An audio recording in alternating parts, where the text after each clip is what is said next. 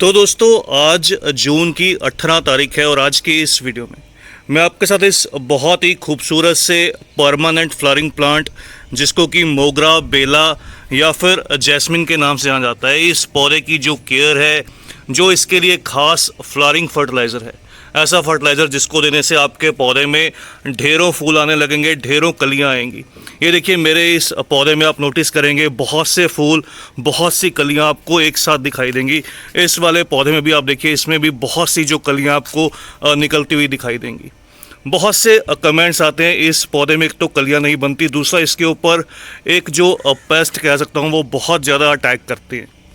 अक्सर आपको आपके पौधे की जो पत्तियां हैं वो इस तरह से कुछ मुड़ी हुई, सिकड़ी हुई, इनके ऊपर इस तरह से एफिड्स का अटैक, थ्रिप्स का अटैक, या कह सकता हूं कि वाइट फ्लाइज़ का बहुत ज़्यादा अटैक नज़र आता है। तो इस चीज़ का क्या सलूशन है ये भी आज की वीडियो में शेयर करूँगा। सबसे पहले बात करते हैं गमले के साइज़ की। तो ये देखिए यहाँ पर आपको सामने की तरफ कुछ मेरी 4 जो जैस्मिन की वैरायटीज़ हैं वो देखने को मिलेंगी। इन पौधों को मैंने किस साइज़ के गमले में लगाया ये जानने से पहले इनके नाम जान लेते हैं। ये देखिए ये मेरा बेला का पौधा है और ये जो आप देख रहे हैं इसको स्टार मोगरा बोलते हैं। इसके जो फ्लावर की शेप है वो कुछ स्टार शेप रहती है और हैवी क्वांटिटी में ये जो पौधा है ये फ्लावरिंग करता है। दूसरा, ये जो पौधे रहते हैं ये सेमी वाइन टाइप रहते हैं, बिल्कुल बेलनुमा पौधे हम इनको नहीं कह सकते, ये खुशबूदार पौधे रहते हैं और सेमी वाइन टाइप रहते हैं। सुबह के समय या रात के समय इन फूलों के खिलने के बाद इनकी जो खुशबू है वो बहुत तेज़ी से आसपास के एरिया में फैलने लगती है। इसके अलावा इसी के साथ में ये देखिए ये मेरा कुंद का पौधा है, इसको ड्राउनी जैस्मिन या कुंद का पौधा बोलते हैं। ये भी मेरे पास पिछले कुछ 2 साल से है, 1 से 2 साल से, और मैंने इसके ऊपर एक वीडियो भी शेयर की थी।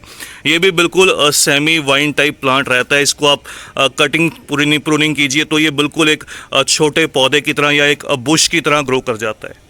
और इसी के साथ में ये जो आप देख रहे हैं इसको जूही बोलते हैं। ये मेरा जूही का पौधा है। जूही का पौधा भी बिल्कुल सेमी वाइन टाइप रहता है और इन सभी पौधों में मेरे बहुत ज़्यादा कह सकता हूँ पिछले कुछ समय से जो अटैक हुआ था वो वाइट फ्लाइज़ का अटैक हुआ था, साथ में एफिड्स का अटैक हुआ था।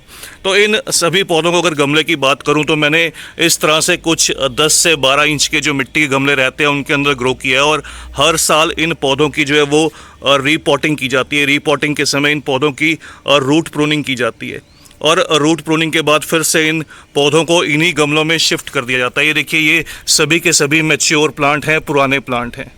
इसके अलावा अगर आप मेरा ये डबल चांदनी का भी पौधा देखेंगे, इस पौधे को भी मैंने सेम इसी तरह से कुछ 10 से 12 इंच के गमले में ही ग्रो किया है और ये देखिए ये भी एक मैच्योर प्लांट है और हर साल इस पौधे की रीपॉटिंग करता हूँ। अच्छी फ्लावरिंग या अच्छी ग्रोथ के लिए इन प्लांट्स को डायरेक्ट सनलाइट बहुत ज़्यादा ज़रूरी रहती है। अगर आपके पौधे कुछ ऐसी जगह पर प्लेस किए गए हैं जहां पर सेमी शेड एरिया है, कम देर की धूप आती है, तो आप अपने पौधों को जल्दी से फुल सनलाइट वाली जगह पर प्लेस कर दीजिए। इन पौधों को मिनिमम 6 घंटे की जो डायरेक्ट सनलाइट है वो पूरे दिन में ज़रूरी रहती है। ये जो मेरे पौधे हैं ये 2nd फ्लोर पर प्लेस किए गए हैं जहाँ पर पूरे दिन की इन पौधों को धूप मिलती है। तो इस तरह से आप भी इनको फुल सनलाइट वाली लोकेशन पर प्लेस कीजिए। अभी जैसे जून का समय है तो गर्मी का समय है।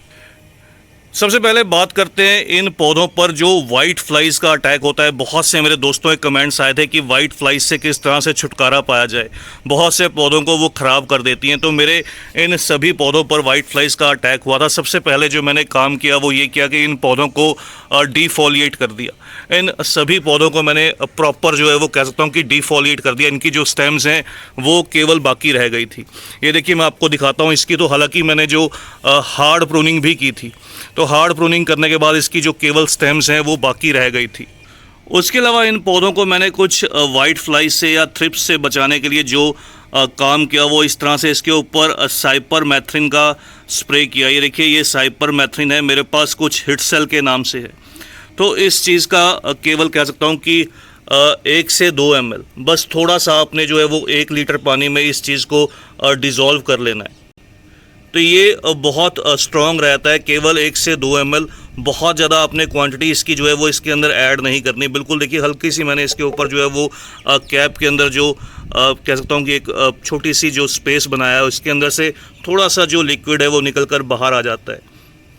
इसके साथ में ही दूसरी जो चीज़ को मैंने इसके अंदर ऐड किया वो इस तरह से कुछ, देखिए ये सिस्टेमिक फंजीसाइड है। आप कोई भी फंजीसाइड का इस्तेमाल कर सकते हैं। ये भी 1 ग्राम के आसपास, ये छोटा चम्मच है तो इसका आधा चम्मच। तो दोनों चीज़ों को अच्छे से मिक्स कर लेना है आपने। मिक्स करके आपने प्लांट्स पर हर 7 दिन में इसका स्प्रे करना है शाम के समय, जिससे कि पौधे हेल्दी रहने लगें, जब तक कि इनके ऊपर से सभी तरह का जो अटैक है वो बिल्कुल ख़त्म ना हो जाए। तो आप हर 7 दिन में इस चीज़ का जो प्लांट्स पर है वो स्प्रे कीजिए। चलिए अब बात करते हैं कुछ फर्टिलाइज़र के बारे में। फर्टिलाइज़र कौन सा देना सही रहता है जिससे जो फ्लावरिंग है वो बूस्ट होने लगे। इन पौधों को अच्छी फ्लावरिंग के लिए और ग्रीनरी के लिए इनकी जो पत्तियां हैं वो हरी भरी दिखाई दें, इसके लिए जो ऑर्गेनिक फर्टिलाइज़र दिया जाता है वो कुछ इस तरह से रहता है। ये देखिए, ये वही फर्टिलाइज़र है जो मैंने अपनी कल की वीडियो में आपके साथ शेयर किया था, किस तरह से इस फर्टिलाइज़र को प्रिपेयर किया जाता है। तो इस वीडियो का जो लिंक है वो डिस्क्रिप्शन बॉक्स में दे दूँगा। ये फर्टिलाइज़र जो है वो बनाना पील, ऑनियन पील, थोड़ी सी चाय की पत्ती, जो फ्रेश चाय की पत्ती रहती है, और साथ में थोड़ा सा कॉफ़ी। तो इसका लिंक आप चेक कीजिएगा। इसकी कंप्लीट इन्फॉर्मेशन, किस तरह से इसको डाइल्यूट करना है, किस तरह से इसको डीकम्पोज करना है, तो इसका कंप्लीट इन्फॉर्मेशन उस वीडियो में आपको मिल जाएगा। इस फर्टिलाइज़र को आप रूट्स के अंदर ऐड कीजिए और इसका हर 10 दिन में इसको पौधों को जो है वो फीड कीजिए।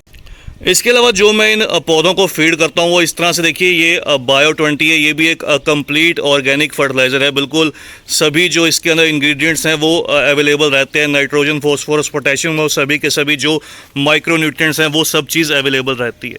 तो आप इसकी जगह पर चाहें तो सीवीड का भी इस्तेमाल कर सकते हैं। अगर आप कुछ इसके लिए केमिकल का इस्तेमाल करना चाहते हैं तो केमिकल के तौर पर आप इन पौधों को NPK 19-19 या NPK 20-20 और साथ में थोड़ी सी म्यूरेट ऑफ पोटैश, केवल 1 ग्राम, तो उस चीज़ का पौधों पर हर 10 से 15 दिन में स्प्रे कीजिए। आपको जो रिज़ल्ट है वो बहुत ही अच्छा मिलेगा। तो बस दोस्तों, आज की इस वीडियो में इतना ही। जल्द ही मिलते हैं ऐसी कुछ एक और इन्फॉर्मेशन के साथ, कुछ एक और वीडियो के साथ। तब तक के लिए bye, happy gardening, take care.